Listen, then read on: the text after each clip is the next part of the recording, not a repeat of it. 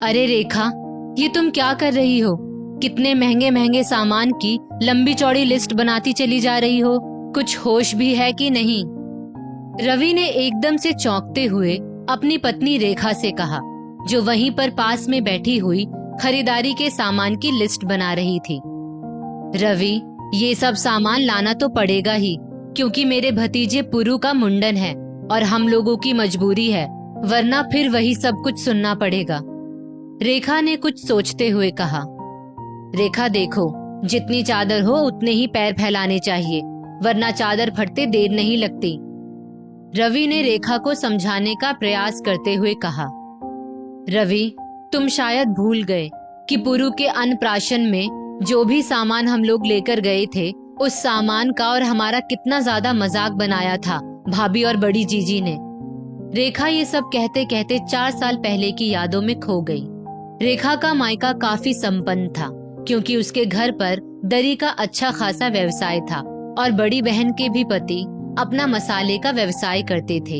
ईश्वर की कृपा से कमजोर तो रेखा भी नहीं थी, क्योंकि उसके पति रवि रेलवे की नौकरी में थे, लेकिन वो दोनों ही अपने घर गृहस्थी बहुत सोच समझकर चलाते, क्योंकि भगवान ने एक के बाद एक 3 प्यारी प्यारी बेटियां जो उनकी झोली में डाल दी थी। रेखा और रवि के जीवन का सबसे बड़ा उद्देश्य यही था कि बेटियों की शिक्षा, दीक्षा और देखभाल में कोई कमी नहीं होनी चाहिए, और बाकी चीजें उससे अलग थी। रेखा के मायके में जब भी कुछ कार्यक्रम होता तो उसकी बड़ी बहन और भाभी उसकी खिल्ली उड़ाने से बाज नहीं आती, लेकिन रेखा को इन सब बातों से कोई फर्क नहीं पड़ता था।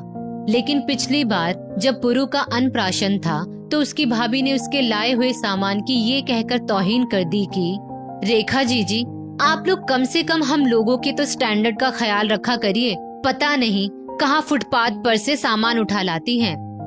ये सुनकर रेखा की तो आंखों से आंसू ही बहने लगे और वो रोते रोते ही बोली, भाभी, आपको हमारी मेहनत की कमाई से खरीदा हुआ ये सामान फुटपाथ का लग रहा है। भले ही ये सामान ब्रांडेड नहीं है, लेकिन किसी भी तरह से इसकी कीमत कम नहीं है। आप जरा ध्यान से देखिए, ये सब उस ब्रांडेड सामान से कम नहीं लग रहा है।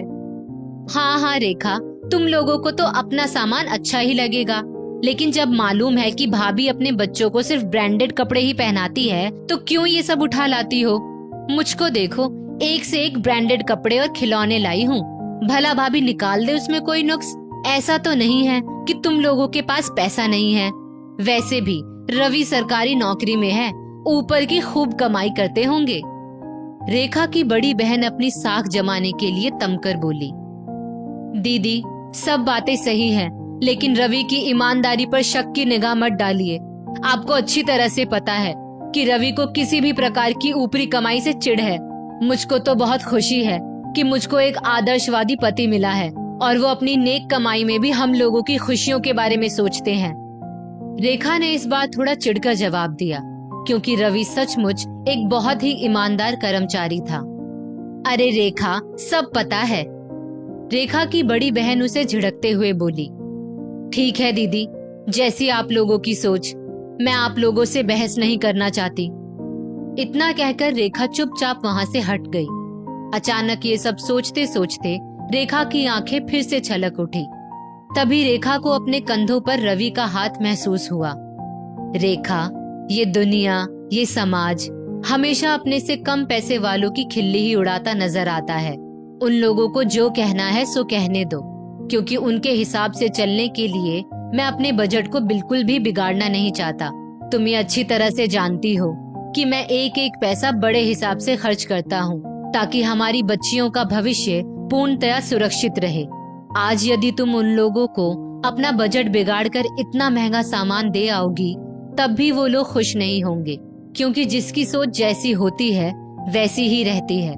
मुझको जो कहना था वो कह दिया, बाकी तुम खुद समझदार हो और मुझको तुम्हारी समझदारी पर भी पूरा भरोसा है। इतना कहकर रवि वहां पर से हट गए। सही तो कह रहे हैं रवि, पूरा महीना ना जाने कितनी खुशियों में कटौती करनी पड़ जाएगी। भाभी और दीदी तो वैसे भी मेरी हर चीज में नुक्स ही निकालती हैं। मैं ये गलती बिल्कुल भी नहीं करूंगी। अभी तो तीनों बच्चियों की स्कूल और ट्यूशन की फीस भी भरनी है। ये सब सोचते सोचते रेखा ने अपने आंसुओं को पोंछ लिया और मुस्कुराते हुए लिस्ट में कटौती करने लगी। दोस्तों, इस स्टोरी को लेकर आपकी क्या राय है, नीचे कमेंट करके जरूर बताइएगा और ऐसी ही और भी बेहतरीन वीडियोस के लिए हमारा पेज जरूर फॉलो करें। धन्यवाद।